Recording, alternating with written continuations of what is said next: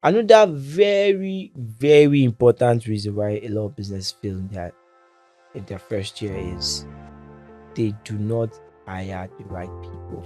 How do you even get into business? Why are you in business? What's the purpose of the business running? 90% of startups fail within the first 1 year. People just start business for business sake.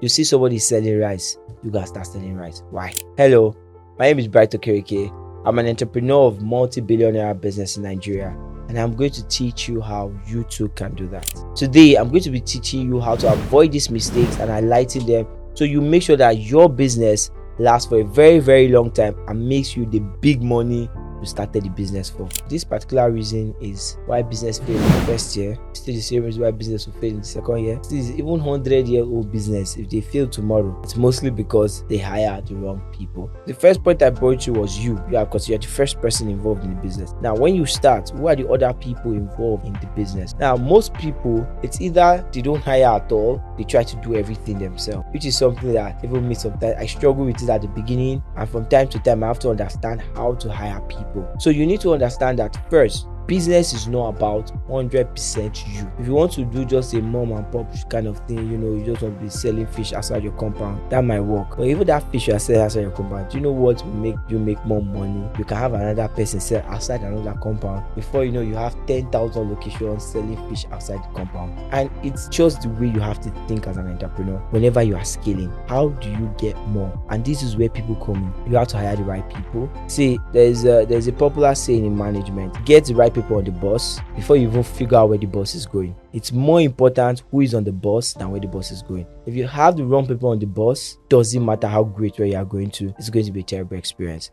The boss will never get there. Get the right people, hire them. How do you manage them? Because managing people on your team is a whole challenge on its own. And also, it is a skill. It is something you can learn. Anybody can learn it. If you're watching this video, you can learn how to manage people. I know some of you will be expecting me to now teach you how to manage people. Yeah, like, subscribe, follow us. That video will be coming shortly. I think so far we've done some videos on hiring people. You can check some of them. We'll put some link on the screen so you can connect to some of those videos towards the end. So you need to understand and learn about managing, how to manage people, how to manage a team. And the more your business grows, the more this part becomes even more important, because what happens is the bigger you get, the more people you have to hire. When I first started business, the first person I had to get on board was my co-founder. It was just two of us for a while. Then we had like 3 people, then 2 to 5 people. And now we're over 100 full-time. Before, maybe when you see this video in 2 or 3 years time, we would have gotten to 1,000 or 2,000 people. And the more we grow, the more emphasis on your leadership skill, your team management skill, your people skill. And the people who make the most money are people who know how to work with people. If you are a solo warrior, you will not make any money. The only way you're going to make money as a solo warrior is it was funny. I wanted to say footballer, but footballers work in teams. That's all like Ronaldo. Ronaldo will have his own personal team that is training Ronaldo. The Ronaldo will still have to work with his team. Like, why does he not have a World Cup? Is it because Ronaldo does not deserve a World Cup? Because Ronaldo has not been in a team that can collect World Cup. And it's quite unfortunate, because if he was born in a certain part of the world, Ronaldo will have like 2 or 3 World Cup right now. I'm not saying he's the greatest of all time or anything, but you'll know it by yourself. My point is, it's hard for you to find someone that is doing very well and does not have a good team. Hardly, if you want to make good money, you have to have a team. If you want to be solo, just you, oh great, you will not make any money. Another very important part of hiring people or bringing people to your team is firing people too. Very delicate matter. You need to know when and how to do it. Especially when do you fire people? How do you do it? So you need to know how to do it so that you can keep the right people in your boss at all time. Because if you don't do that, your boss will collapse.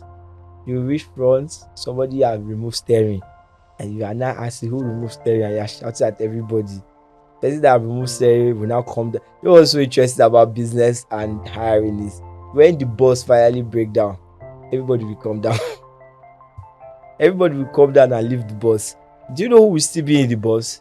You'll still be in the boss. So you need to know how to do it. And if you do it well enough, your business will just keep growing and growing. So this particular mistake, learn about it, read about it, study about it, practice it, and make sure you keep things going. One book I would really recommend for this, it's a new read, I just read it recently, that would help with things like this, is Good to Great. Good to Great talks about it extensively, talks about leadership, the kind of people you need in your team, and all that details. Another book I recommend, this one is for managing people. When you have people, how do you make them do things with enthusiasm, not just based on force, shout, and frustration? How to influence and influence people. If you read that book, you get as much information about getting people as possible. Then you can also use other resources like YouTube to find out how do you hire, how do you fire, and every other thing in between. Another reason why a lot of businesses fail, this one is so important, oh my god, it should even be number one, is lack of focus on sales.